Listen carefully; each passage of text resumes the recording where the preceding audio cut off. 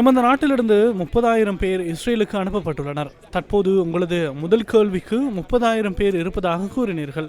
30,000 பேர் என்பது மிகப்பெரியதொரு எண்ணிக்கை. இஸ்ரேல் என்பது நாம் அந்நிய செலாவணியை ஈட்டும் முதலீட்டு நாடாகும். ஏனெனில் எமக்கு 7-8 வரை சம்பளம் கிடைக்கின்றது. எனவே இதில் இப்போது பிரச்சனை ஏற்பட்டுள்ளது. இஸ்ரேலுக்கு சென்றவர்களில் சிலர், அதாவது விவசாயம் அல்லது கட்டுமான துறைகளுக்கு சென்றவர்கள் தற்போது வேறு வேலைகளுக்கு சென்றுள்ளனர்.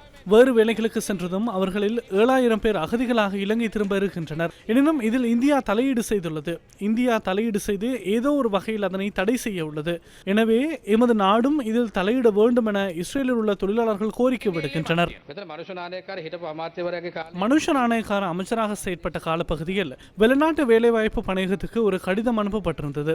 வெளிநாட்டு வேலைவாய்ப்பு பணியகத்தினால் முறையாக சுய விவரங்களை திரட்டி நேர்காணலை நடத்தி அதனை அந்த நிறுவனத்துக்கு அனுப்ப வேண்டிய சந்தர்ப்பத்திலும் மனுஷ நாணயக்கார ஒரு கடிதத்தை வெளியிட்டுள்ளார்.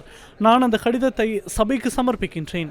ஏற்கனவே லஞ்ச ஊழல் விசாரணை ஆணைக்குழுவில் இது தொடர்பில் விசாரணை ஒன்றும் நடைபெற்று வருகின்றது. நான் ஒரு பட்டியலை அனுப்புகின்றேன். அதனை நிறுவனத்துக்கு அனுப்புங்கள் எனும் விடயம் அதில் கூறப்பட்டுள்ளது. இது உத்தியோகபூர்வ கடிதம். இதனை நான் சபையில் சமர்ப்பிக்கின்றேன். இங்குள்ள பிரச்சனை என்னவென்றால், சில விடயங்கள் அவற்றுக்கு ஏற்றாற் போன்று நினைத்தால் நியாயமாக இருக்கலாம். ஆனால் அரசாங்கத்துக்கு எந்த வகையிலும் பொருந்தாது. நாம் அனைத்து விடயங்களையும் வெளிப்படைத்தன்மையோடு செய்கின்றோம். அதே போன்று இங்கு அகதி அந்தஸ்து கேட்பவர்களில் பிரச்சனை தொடர்பில் குறிப்பிடப்பட்டிருந்தது.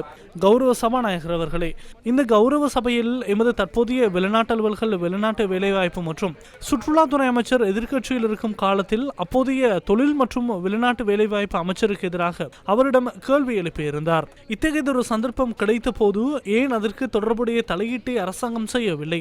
கௌரவ சபாநாயகர் அவர்களே, ஒரு பிரச்சனை இருக்கின்றது. குறிப்பாக இந்த விவசாயத்துறைக்கு அங்கு அனுப்பப்பட்ட குழுவை எடுத்துக்கொண்டால் அது சென்றவர்களின் தவறு என்று நான் கருதவில்லை. ஆனால் சரியான முறையில் தெளிவுபடுத்தி அனுப்பப்படவில்லை. அங்கு அவர்களுக்கு சென்று வேலை செய்ய முடியாமல் போனது. அதனால் பல்வேறு இடங்களில் வேலை செய்ய தொடங்கினார்கள். இதனால் அவர்கள் அகதி அந்தஸ்தை கோர தொடங்கி இருந்தனர். அடுத்ததாக அந்த நாட்டிலிருந்து மன்னிப்பு தொடர்பான காலம் ஒன்று வழங்கப்பட்டிருந்தது. அப்பொழுது நாம் எதிர்க்கட்சியாக இருந்த காலத்தில் இது தொடர்பில் பேசினோம். ஆனால் அந்த கால எல்லையை எடுத்துக்கொண்டால் கௌரவ சபாநாயகர் அவர்களே, ஒரு குறிப்பிட்ட கால அவகாசம், அந்த குறுகிய கால எல்லைக்கு பொது மன்னிப்பு வழங்கப்படுகிறது. ஆனால் இவரிடமிருந்து அந்த முன்னாள் அமைச்சரின் காலத்தில் இது தொடர்பாக தலையிடவில்லை. ஆனால் நாம் இது தொடர்பாக விவாதித்தோம், பேசுகின்றோம். அவர்களுக்கு உத்தியோகபூர்வமாக எவ்வாறு அந்த நாட்டில் வேலை செய்வதற்கான அல்லது மாற்று வழிகளை தலையீட்டை நாம் அரசாங்கமாக செய்கின்றோம். மற்றொரு விடயமும் இதில் இருக்கின்றது. அதையும் நான் இங்கு கூற வேண்டும். அந்த தரப்போடு தொடர்புடைய அந்த மன்னிப்பை பெற்றுக்கொள்வதற்கு பதிலாக இன்னும் 6,000 பேரை இலங்கையிலிருந்து அனுப்புவதற்கு அவர்கள் திட்டமிட்டு ஏதோ ஒரு வேலை செய்திருக்கின்றார்கள். அங்கே வெளியிலிருந்து பணம் பெறப்பட்டிருந்தது. பல்வேறு ஊழல் மோசடிகள் நடைபெற்றிருந்தன. அவர்களை அனுப்புவது தொடர்பிலேயே அந்த தரப்புக்கு மன்னிப்பு வழங்கப்படவில்லை. அதற்கு தொடர்புடைய தலையீட்டை எமது நாட்டிலிருந்து செய்யாதது மிகவும் பணிவோடு அந்த நாட்டிலிருந்து அந்த வாய்ப்பை வழங்கிய போதிலும் அப்போதைய அமைச்சர் மனுஷ நாணயக்கார உள்ளிட்ட அதனோடு தொடர்புடைய தரப்பினர் இது தொடர்பான தலையீட்டை செய்யவில்லை.